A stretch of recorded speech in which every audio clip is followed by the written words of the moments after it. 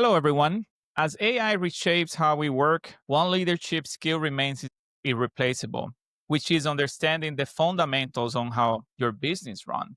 We think we are at a really critical point where AI is automating tasks, forecasting trends, and making recommendations. But it is only as good as the human understanding guiding it. You can only optimize what you understand, basically.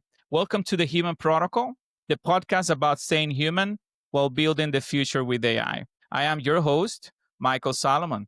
Today, I'm joined by Jay Nathan, which is a tech executive and entrepreneur, passionate about growing businesses. He has been building high performing teams and delivering value for customers. Over the past 20 years, he has built and led post sales customer success, services and support, and account management team across a range of companies, from bootstrapped startups to publicly traded companies, from 1 million to 600 million in annual recurring revenue.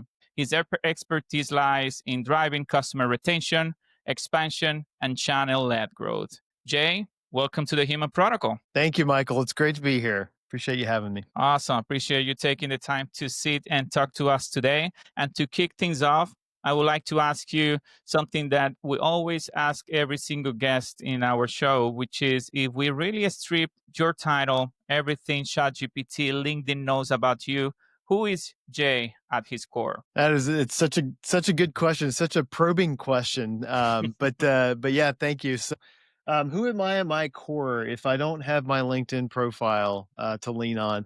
I'm a family man. I've got 3 kids. I've been married for 22 years. That is sort of the pride of my life. Christ follower. And I guess I'm just a curious person. I love to learn. It's part of what's driven me in my career, but also sort of what drives me in my personal life. I am a musician. I've played the guitar for a little over 30 years now, and I think I told you before. I probably never got any better after year 1, but I've been hacking away at it for 30 some years, and so really enjoy doing that. And yeah, so just a guy in the world trying to do something special every day and take care of my family. Awesome. Thank you for letting us know a little bit more of the human behind the Jay that we all know. And I do appreciate you taking the time to sit with us today. And we were first discussing, right, Jay, about what is that topic that you feel very passionate about, that you think we should be talking more and more. The financial literacy topic came into the picture, and instantly it grabbed my attention because I really think that you can only run a business if you understand the business. And that's something that I believe we are going to have a great conversation today. So when did you realize that financial literacy was really a leadership advantage? And how do you see that coming up today? Oh, yeah. Okay, great question. And maybe I'll flip it around and say, when did I realize that not having financial literacy was going to be a leadership disadvantage? Okay. Yes. So when I took on my first management role, so this is back in the early 2000s, the first software company that I worked for, I got promoted into a leadership role. I was running a services team at the time, large publicly traded software company. And we were sitting in these weekly, or maybe it was bi-weekly meetings, where we would review utilization, revenue generation, costs. Basically, we were looking at a P&L and the things that lead to what shows up on that P&L. And so I'm sitting in a room with 15 or 20 of my peers, other people who were what we call practice managers at the time. Some of them had MBAs. They were well versed in this stuff.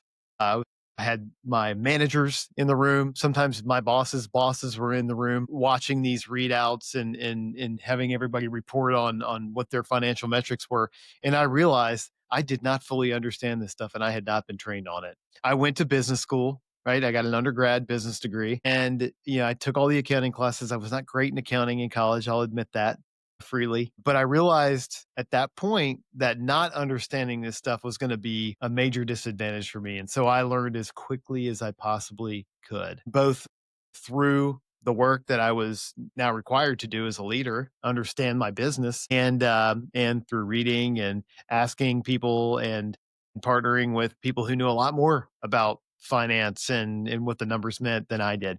And so yeah, that was my first realization that, okay, this is pretty important for me to know. And would you say that really learning as you go was what really start opening the doors for you as a business leader? I mean, in the school, you probably learn kind of the basics, accountings we all do, but actually having your hands on and start looking at how the business is run, it gives you a different perspective than what you usually learn at the school. Yeah, that absolutely, right? Because I learned it all.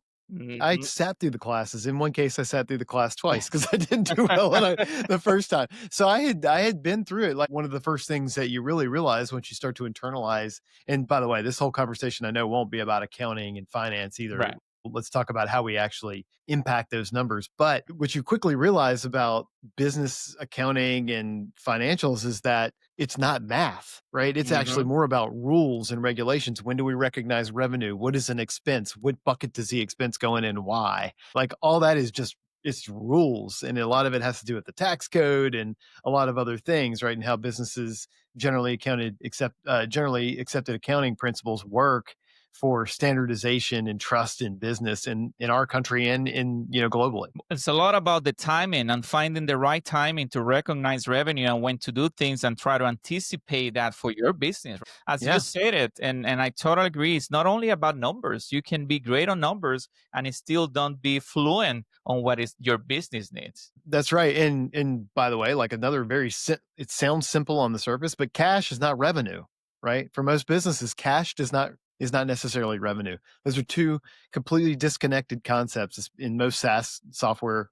businesses Mhm. and other businesses too. So yeah, understanding all those nuances, and then even more important, Michael, is like, okay, what does it take? Like if the percentage or the ratio or the margin number is out of whack, what is the actual thing that I have to go do as a business manager? This thing I have to go To execute start on change exactly. to change it, right? Yeah. And it always takes longer than you think. It's never as easy as you think. Like the numbers are the result of a lot of decisions you had made up until that point, whether you knew it or not. So now it's about like, okay, how do I go move the needle, move the number in the right direction? There's a lot of work that goes into that. And that's what being a manager is all about, right? Being a leader is all about. And the key is you understanding all that at the leadership levels to make sure that you know what your people needs to do and how everyone will contribute to start moving the needle, as you say, which is That's the right. important part of it. You execute based on what you think it's gonna make changes as you need it. That's right, and sometimes there are hard decisions too. It's like, "Hey,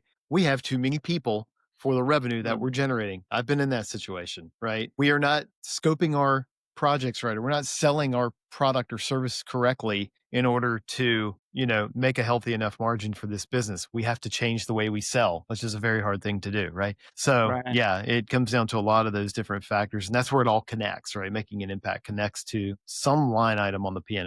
Yep, absolutely. And we have been discussing about how to build financial fluency, especially in the age of AI, as we move into this new future that is looking a lot at optimizations and it's looking a lot about automating a lot of what we do. What do you think it's kind of the basic or main skills that every post sales leader should know about, for example, unit economics, margins, and really cost to serve, for example? Oh, man. Well, I think cost to serve generally deals with what we call cost of goods sold, right? Which is also known as the cost of revenue, or also known as sort of like your variable cost. So when I sell another unit of whatever I sell, I have this much cost that goes with that. That way, my gross margin or my gross profit on that sale is X, right? So I think but what's even more important for post sales leaders to understand today in 2025 than probably it's ever been, especially in the SaaS and technology world that we live in,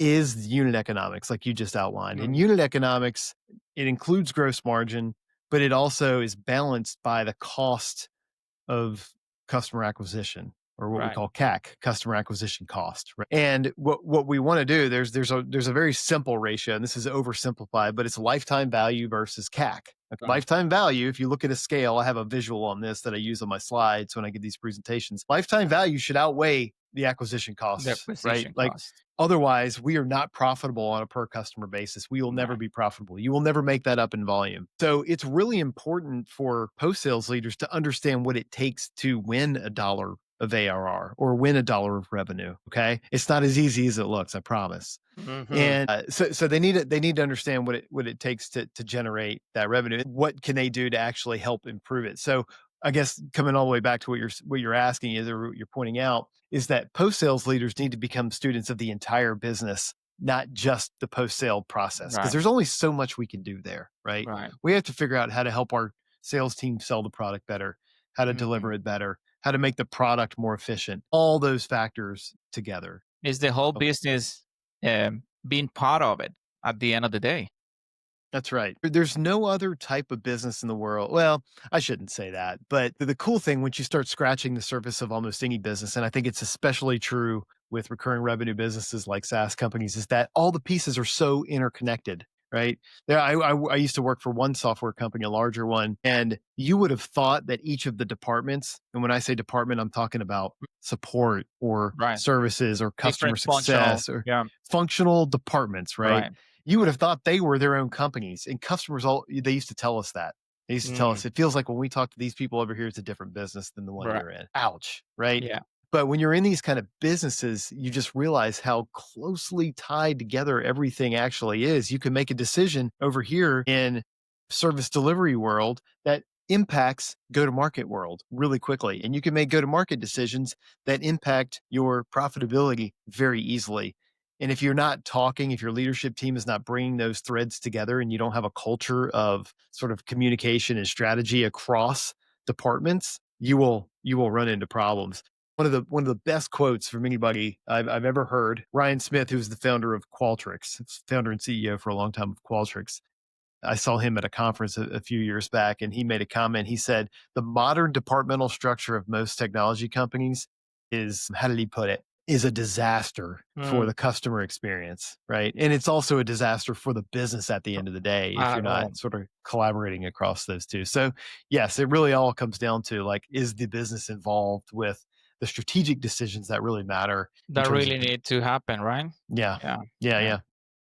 I'm curious. All fascinating stuff. Thanks for talking about all that, Jay. And in this new future, right, this new era with AI that we're all getting in, I'm curious to see what are your thoughts on how companies and business leaders should be approaching what makes sense in times of AI. For example, from an efficiency point of view to a decision point of view, what are those things that we're gonna measure as business leaders, right? That it better understand what is the cost of doing businesses with AI, because we are getting into kind of uncharted territory right now with AI Yeah. for the Yeah. most part. And there's a lot of damning information out there right now. Like, go look at the MIT study, right? This is Yeah, 95, and people will argue that, right? That 95% of AI projects are not failing. But I think, and I don't know if you saw the news, but Accenture just laid off 11,000 people, right? I was reading this past a couple of days. Yes. They have not been able to execute on the AI story they've been telling for the past 2 years. Is the way that some people are reading that, right? And again, I'm not here to cast aspersions on Hmm. Accenture, but the reality is that AI is a tool, just like Like just the like any internet other, was back then. just like the internet was, just like mobile, just like Yeah, any software package that you are to put in, and that tool is only as good as how you deploy it. That tool, AI, and by the way, like, we're also, there's AI, there's large language models, which but are basically a subset of AI, right? It's not like ChatGPT is not right, all there is by any but stretch AI. Yes. to AI. But large language models are not 100% accurate either, right? Mm, They're really good at being thought partners and being tools that we can use. I could tell you right now, personally, I would say I'm at least 2 to 3 times more effective today than I was 5 years ago at my job because I have these tools at my fingertips. I can mm. confidently tell you that I can get more done. I can document conversations. By the way, I'll give you like, don't let me forget to tell you what I tell my team about AI and how to use it. Okay. It's really important. But so individually, it makes us better. You have to be enabled to use those tools the right way. I've just learned through the school of hard knocks how to use these tools. But I think Absolutely. if you're in a larger organization, you really need to have enablement programs for your teams. If you want people to be AI literate, you have to give them the tools and then help them use those tools to become more effective at their own jobs. That to me is probably the number one area of gains that anybody will get. A unified strategy coming from the business. This is what our approach will be for you to learn and get on board with AI. I agree. And experiment. You have to be able to experiment, right? And we have to make room for people to leverage these tools in their work day to day. But here's my rule. Here's the rule that I tell my team. There's two rules. Rule number one, you must be using AI. You can't, don't bring me anything that took you 3 hours to create that you did not use ChatGPT to help accelerate. That's just, we're not going there, right? We don't do that anymore. So AI is mandatory. AI is mandatory. Yeah. Rule number two, you ready for this? Yes. I better not ever feel like I'm reading something from ChatGPT. My clients better not ever feel like they're reading something that came straight from ChatGPT, That right? makes a total difference, Jay. It does. It does. Trust me. And people are paying attention to that. And it's to the point where, like, if you were to copy and paste the search results from a Google page, I'm going to know exactly where you got that, right? The blue Yeah. links, all the little descriptions. Like, nobody would ever do that, right? Because we all Yeah. know. By the way, like, people think they're being slick and coy by taking a Chat GPT conversation and like copying and pasting it directly into an email. No, we all know what that looks like now. Don't do it, Yeah. right? And by the way, all the Avoid it. LLMs are converging. They all start to look the same at some point. They all Yeah. use M dashes. They all use semicolons. They all have these little, You can find the similar patterns oh across yeah. them. And humans can find those patterns very quickly, right? And we all know them Absolutely. now. We're all well versed on it. So don't do it, Yeah. right? Yeah. Take what it gives you, use it as a thought partner, and then build something fantastic. Whatever your deliverable is, right? Whether it's a document or an email or something, but make it sound like it's coming from you, please. Eh, Something That's you it. could be proud of. That's an absolute terrific kind of message to everyone listening, which is use the tool. Don't let the tool use you. Right? That's It's right. still you in the driver's seat. Make sure that it sounds as much as possible like yourself. And then Yeah, use all the benefits that it will provide you. Because sometimes it brings you idea that you didn't even think about it. totally. Something I try to do a lot is sometimes I'll have an idea. I wish I could come up with one on the fly here, but I'll have a problem to solve, and I'll have an idea of something from like a completely separate industry that I've read about, or a completely wayward thought, and I'll tell ChatGPT like, I think this is related to this. Give me like help me think through that, and it'll be like, Connect the oh dots. yeah, like yeah, connect the dots. Like these tools are so good at that. But anyway, like I don't want to get too far down into like the personal productivity like Yeah. that, but like bar none to me that's the biggest opportunity I think we all have. We all have fantastic teams, lots of great people are Mhm. still dominant, right, over technology, and if we can put them all to work and give them these great tools, I think our companies will all be better because of it. So Yeah. beyond that, then, back to your question, like then the question is, okay, what are our mission critical processes? And what are the processes that, if you were to sort of strip everything down and say, okay, like what are the things that take us the longest to do today? Right? Like where do we spend the most of our human Time. capital time doing it? So it's really more about understanding current process, current customer journey, time in motion study, like where do we spend our time. Okay, Mhm. now, given all the problems that once we sort of break that down into like the problems that we're spending our time on, where is AI a good fit to come automate some of that, right? And that is the way to do it, not the other way around. Like we have AI coming at us from every direction. Every tool you use, every piece of software is like, yeah, we got AI too. Like have some Every AI, day there right? is a new AI tool or product Yeah, that you don't not even yeah. know what problem it's trying to solve. Exactly. Or like the tools that you already use are trying to shove their own AI capabilities down your throat. It's like, you know what? Don't tell me about AI anymore. Just tell me Mhm. what you're going to do for me to take some more work off my plate. Yeah. Because that's all it's doing, right? That's what computers did initially. That's, they basically took work off of humans. And that's Yeah. what AI can do that. We just have to take the right work off of Yes. humans And and be smart about it. make sure we focus on trying to what is the outcome that we're trying to accomplish. And based on those outcomes, like you say, analyze where AI may be a good fit for it and then implement it and roll it out based on that.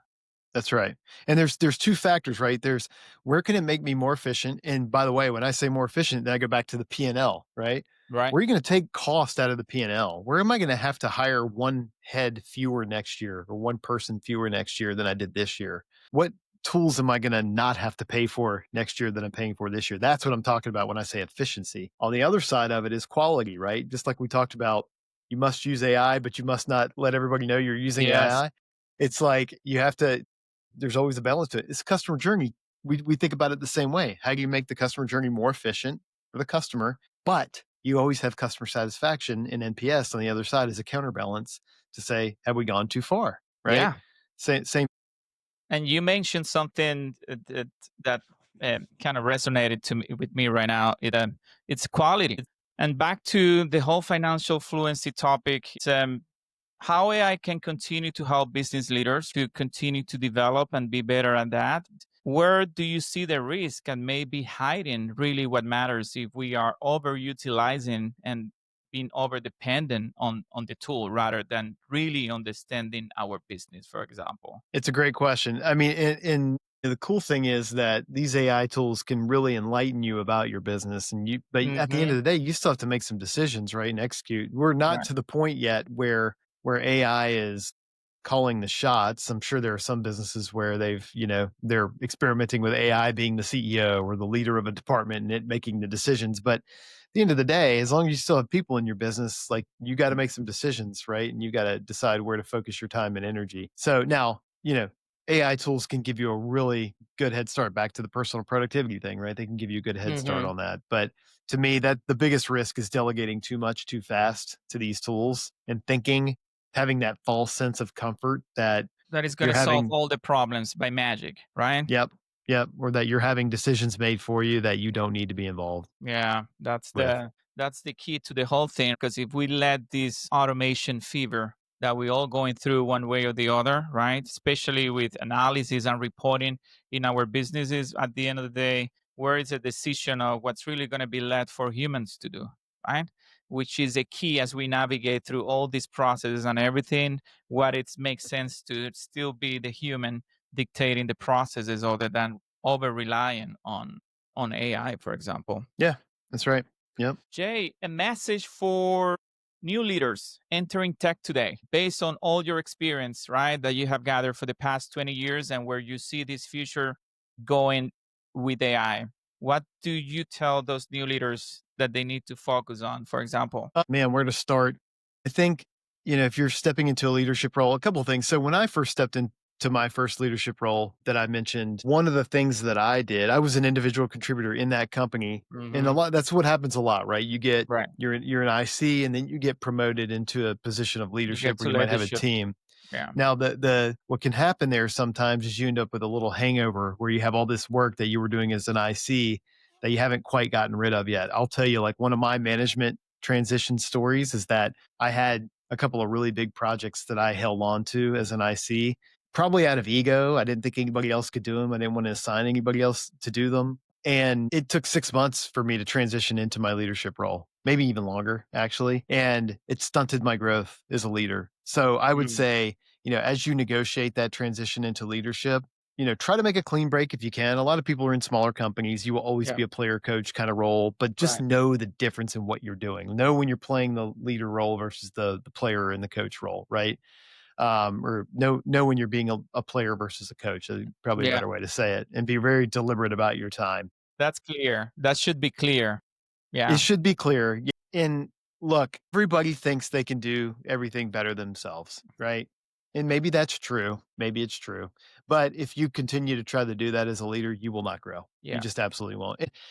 There's a quote that I love. I listened to a podcast, Scott Galloway, Prof G podcast. Mm. One of the things he always says is, greatness is in the agency of others, right? So if you can get other people on board with doing the things that you've been doing and teach them and train them and help them understand how to do it, they're going to grow. Even if they can only do it 80% as well as you can, that's great. Just do it. Delegate, right? Learn how to delegate, learn how to, because you'll never grow as a leader. You will never get from frontline From manager where to you are. director to VP, right? And so that would be Like just It's tip number kind of one. it's kind of the problem of you being an excellent leader of executing. It's what you're telling me right now. It makes me think because you are absolutely on the spot. If you are great at executing and you usually have problem delegating things to others because you think no one will do it as good as you will, which maybe for the most part you are right about it, but you are kind of blocking your growth and You're you blocking their growth and your and growth. exactly, Yeah. because you are so good at doing that that whomever you report to, it may not take you to the next level because you are so good at doing all that. Yeah, And then you, that's what people get. You hear people say, "Oh, my manager told me I'm not strategic enough." I yeah, mean, that's really what they're saying, right? Which is that, yeah, you're not delegating the work right. yeah. You're not having people. You're not scaling well, right? My when I did get promoted into management, my company did have a management training program, which was really awesome at the time. They did not go into the P&L and all the financial metrics, but there was a lot of just leadership, HR style training, Mm. like coaching and all that kind of stuff. And our CEO, I remember him coming in to give the talk on like kick off these workshops, and he said, "Congratulations for those of you who are first time managers. We've basically promoted you beyond your competency now. Mm. You were so good at what you did that we decided to level the playing field by making you a manager, right? Because this is a different job." And that's always stuck with me, that being in management, leading people, leading a team of people to do something bigger than you could do yourself is a different job than doing the job Than you yourself. just doing yours. Right. Now, here's my second piece of advice that sort of contrasts that a little bit. As you can tell, Michael, I'm a man of contrast. I see. I'm loving it. So, but the flip side of that is you need to understand the detail of what's going on in your business. Another mistake that I made was not understanding the detail of how work was getting done in my teams at various times through my career, right? You don't have to stay there, but you should know your business better than anybody, right? Because how are Yeah, you going to you're drive gonna make change? How are you going to improvements, make right? improvements? Right. Agree. Exactly. Exactly. So don't let the details escape you, but don't wallow in the details and micromanage people Yeah, either. needs to find kind of the middle ground, right? Where you can be good at both, but understanding what is required from you to continue to be a great leader, right? It's a Um, tightrope. yeah, it is. It is. It really is interesting stuff, Jay. And I also agree that as much as we want to be great leaders, part of leadership is really bringing the best out of people, of your people, and bringing together, right, to accomplish things that maybe by yourself you're not going to be able to accomplish. And that's what's going to be key to business leaders today and moving forward as well. Yeah, that's right. I mean, look at Elon Musk, right?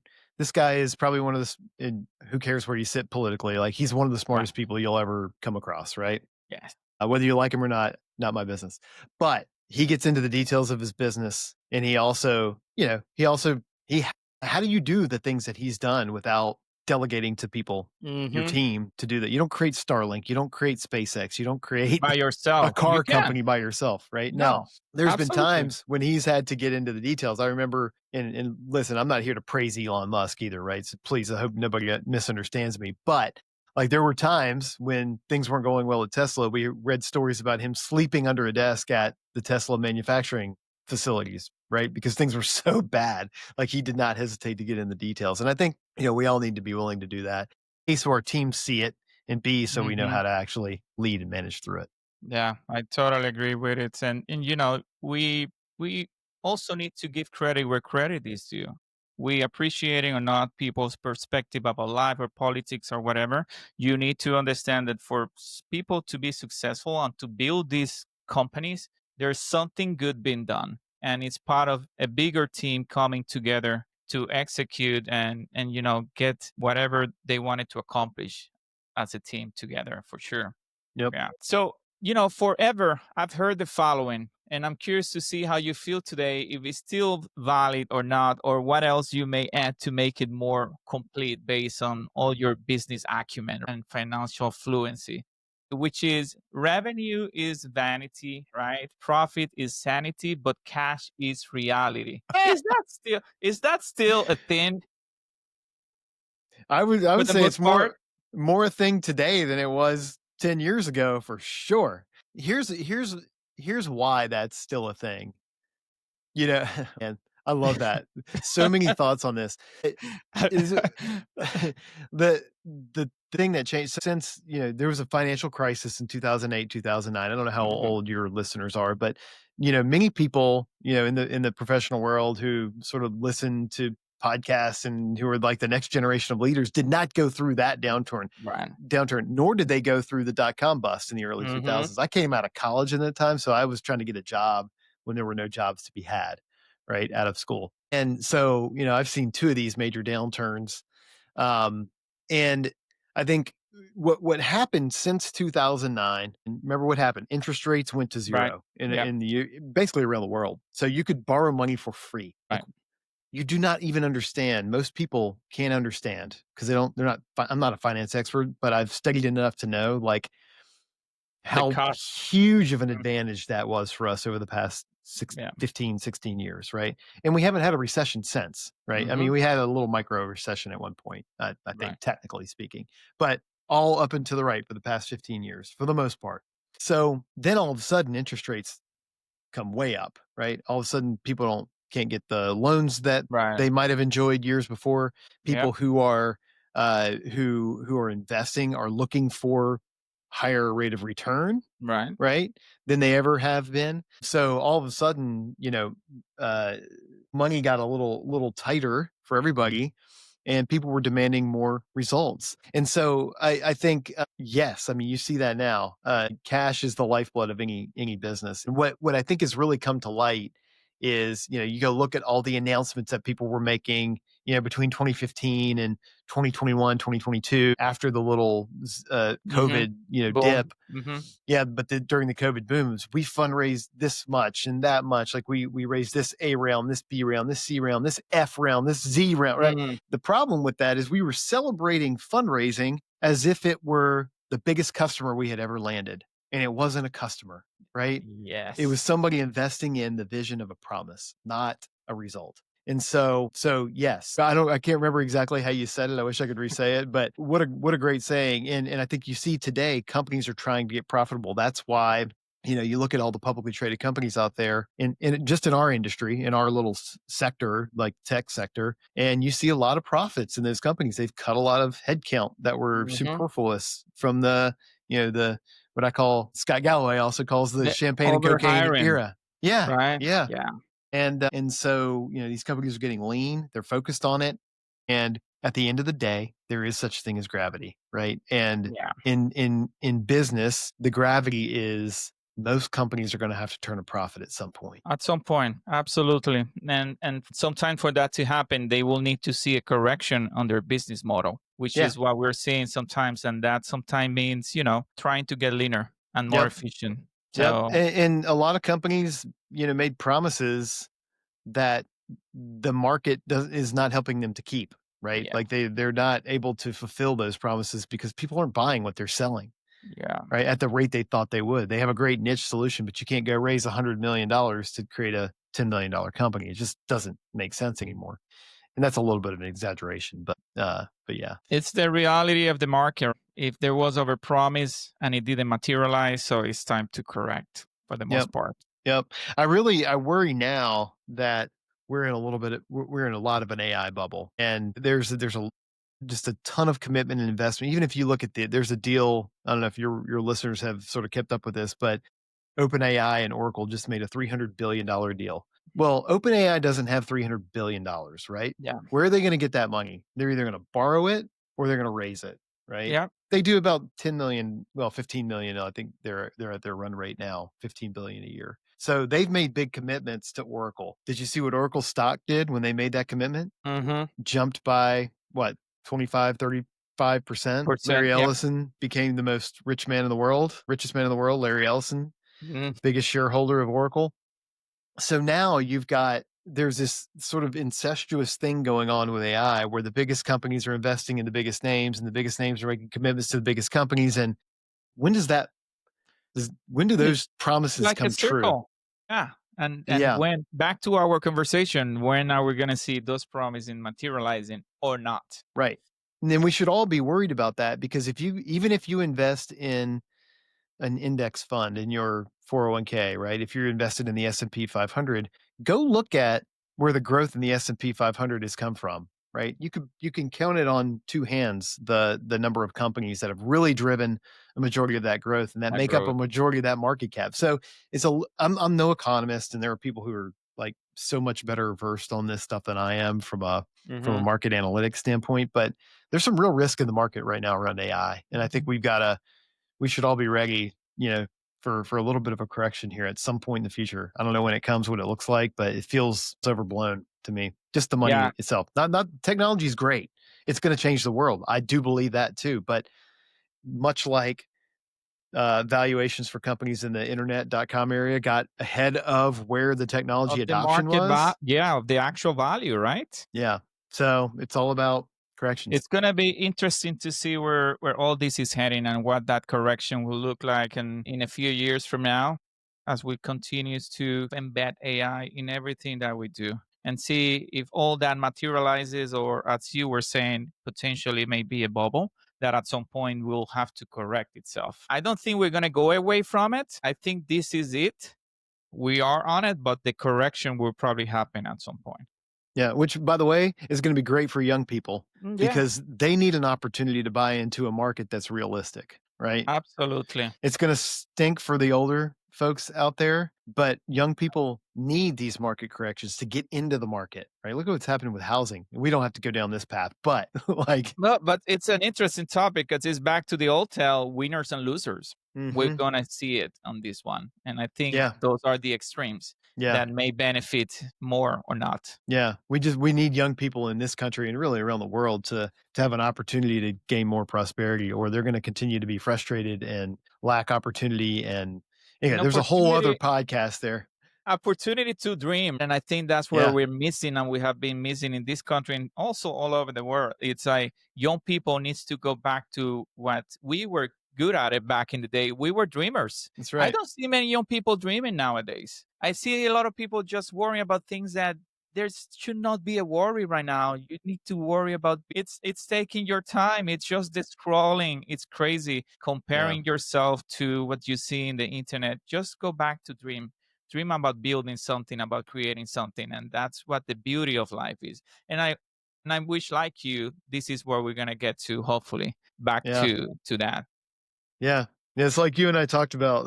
People don't know because they haven't lived through the past 24 hours with us. But I had a, we tried to record this podcast yesterday, and I had a major internet outage in my town, and literally, like, we could hardly get on our phones and or our laptops. And it was really interesting. That 10 hours we went without internet was like, What are what am we I supposed to doing? do? Like, Yeah, yeah, what am I doing here?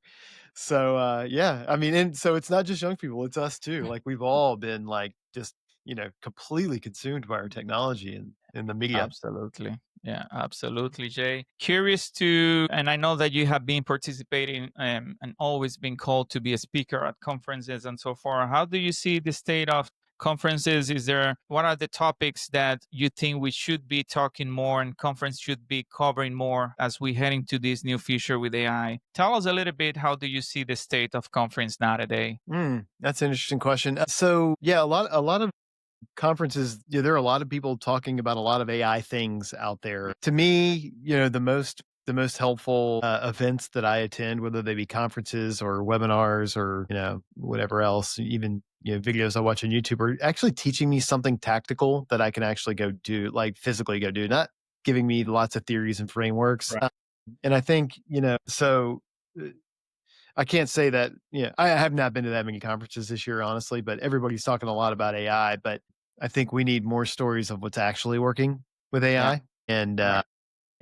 like how we could go implement those things ourselves at the tactical level, not at the Right. ephemeral, like this is what might be kind of level. We need that too. People need to be able to understand what people's vision of the future is. Yeah, more hands on tactical whether it be how you manage people, how you think about Right. finance. Like the conference I just came from is a great one because it's got great leadership folks, director level and up, typically there, but it's all very practical. Like they Right. they go out of their way to make sure that the every speaker on the stage is giving actionable, practical Actionable. advice. that Yeah. people can take and then try to implement it and roll it out in their organizations. Yeah, I agree. Yeah. I think Yeah. that's where you can see more of the return on investment from those conferences and having people getting that knowledge, right, of what's Hmm. really working on a practical level. I think Yeah. it's important. The one other thing I would the one other suggestion I would give to like folks who are in the customer success world is go to a conference that's not customer success. If they're Yeah, talking only about customer success, you don't need to be there. yeah. You really don't. You've It's already a been waste of your doing that time. job, right? You're doing that job. Yeah. Go learn about the other part, like back to this idea of blending, right? Go learn more about sales. Go learn more about product development. Go learn more about Oh, I finance, love that. I how it all love connects that, Jay. together. I really love that, Jake. It's something I tell everyone. It's you are doing that job doesn't necessarily mean that your limitations are within the boundaries of that job. Go understand how sales make the sell happen. Go understand how the product that you are supporting it's made and right and try to see how Yep. you can collaborate with backend, with marketing, with everybody to have a better understanding of how the whole business run, right? That's right. It's let's open our minds to try to understand how to run our businesses better. Yep. Um, because I'm seeing sometimes people in support and customer success, we're attached only to that specific part of the job that we just lose visibility in a world of opportunities, right? Of things that we can try outside of what we know. Right. So, The only way great. these businesses get better is by partnering with people in other parts of the business, like we've talked about this whole time, right? Yeah. So go figure out how to do that. Spend Yeah. your time on that. Make Yeah. it happen. It's not only about posting on LinkedIn. We need to make it happen. Talk to That's right. people.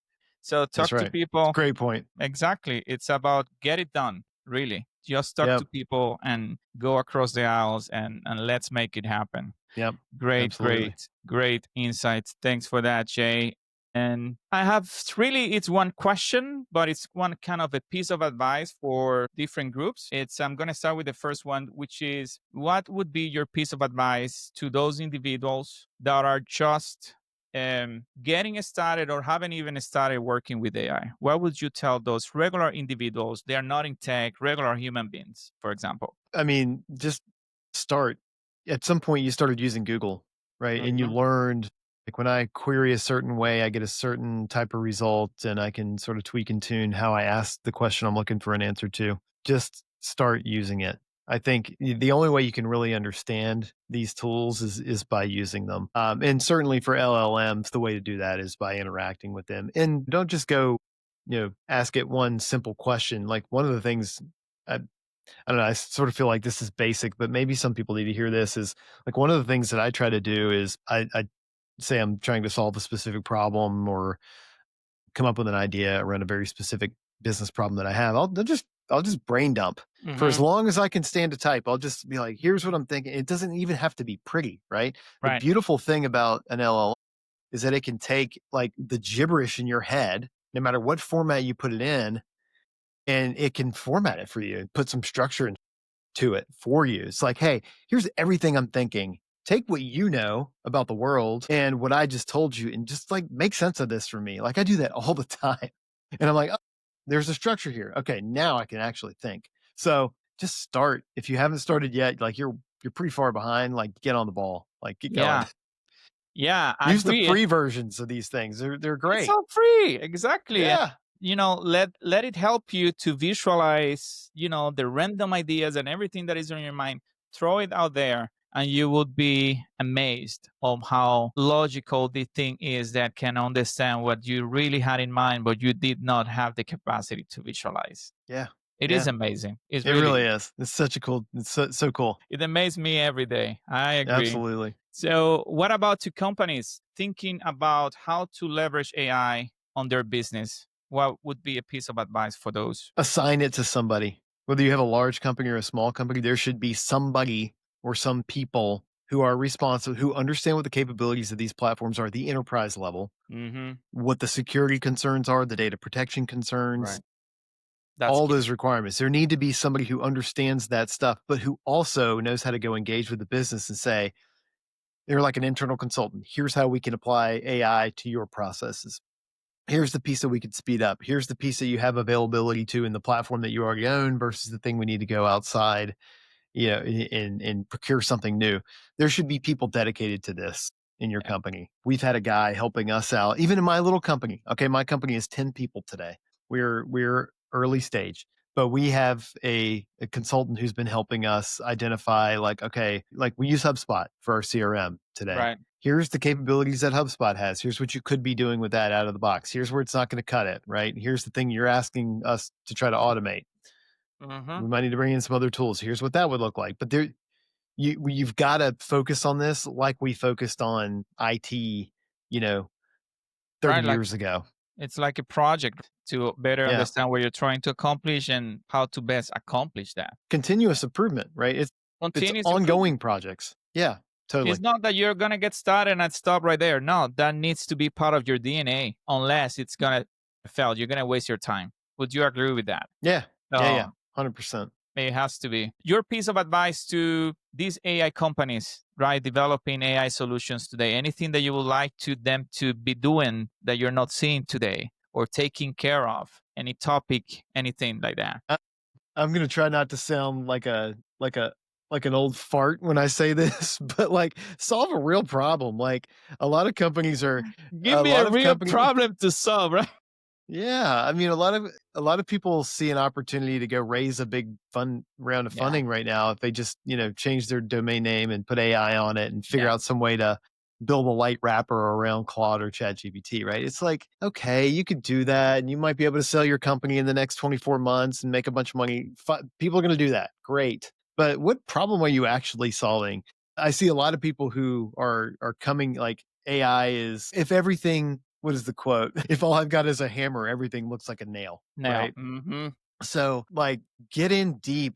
Like, if you're like out of college and you're trying to understand, like, how you're trying to build an AI company, find a problem to solve where you think AI could actually really solve it, but just go learn that problem. because The sometimes it's AI all to me is the rubbish, easy right? part. It's like Yeah. bringing down to earth. Tell me, Yeah. Yeah. we are Yeah. futuristic, we're in tech, but at the same time, please stop with just making it look like and sound like you. What are you trying to solve for us?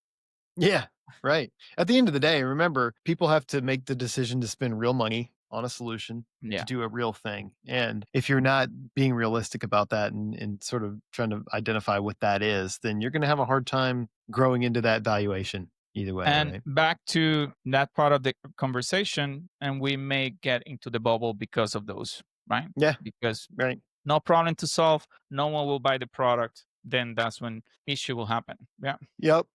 Excuse me. Yeah, sure. What about governments and policymakers? Anything in particular you want to see on that space as far as regulation, Oh my gosh. safeguards? Now you're going to get me in trouble politically. No, I think what I would say is from a technology standpoint, AI is one of the biggest technological shifts that we'll have in our age, Mhm. in our generation. I would like to see us focus more on regulation and how we leverage that for the good of our society Right, versus some of the things that we're focusing on today. right. Right. And I think it's a bigger threat if we don't. So that's one thing. The other thing is, and this is I don't know that this is a political thing or not, but I think we need regulation around big tech companies, particularly as it pertains to social media and our children. We've got to have it. And I'm not an activist on it. Maybe I should be because I have teenage and 20 some year old kids, but like these platforms are causing real mental harm to the Problems. next generation and to our generations too. And I think we're not keeping up with the speed at which this technology, and by the way, AI is going to be 10 times worse. Like I when we have really two figure out, nephews myself, Jay, and the amount of time that they spend on the phone, it's really scary. And I share with you that I don't think we are doing as a society a lot about safeguarding their exposure, especially with AI. Imagine how much else they're going to be exposed to who knows whom. yeah. Yeah. And it's not just about the wasted time. It's about the polarization. It's about the feelings of hopelessness that result from this. Hmm. I mean, and it's the negative outcomes that I'm concerned with, the Right. suicide rates, Yes. the amount of, Yeah. depression medications that are being taken in this country and beyond. So again, I'm not the world's authority on this stuff, but I see enough of it Right. in the families around me and my own family that it's just a real concern for me. Anyway. Yeah, Yeah. agree. Thanks for sharing that concern. Okay, and last but not least, what would be your piece of advice for a younger Jay, right? Having him today, especially in this new Mm. future with AI? What would you tell a younger Jay about the things that you would like him to focus or think about in this new era that we're getting into with AI? Well, I mean, I think younger Jay is speaking all older Jay is speaking to younger Jay all the time, if that makes sense, Yeah, right? that Because does. it's like all my experience is sort of shaping the way I think about all this stuff. But I think, the thing that I probably feel most is like don't get too excited about any one piece of technology or any like I'm super excited about AI. I think there's just so much potential here, but like nothing is a silver bullet, right? It's Mhm, again, it goes back to what we talked about. Everything's all in how you mhm. actually how you make use of it, deploy it. So, but yeah, I don't know. There's probably better answers I could give you than that, but that's the first thing that came to mind.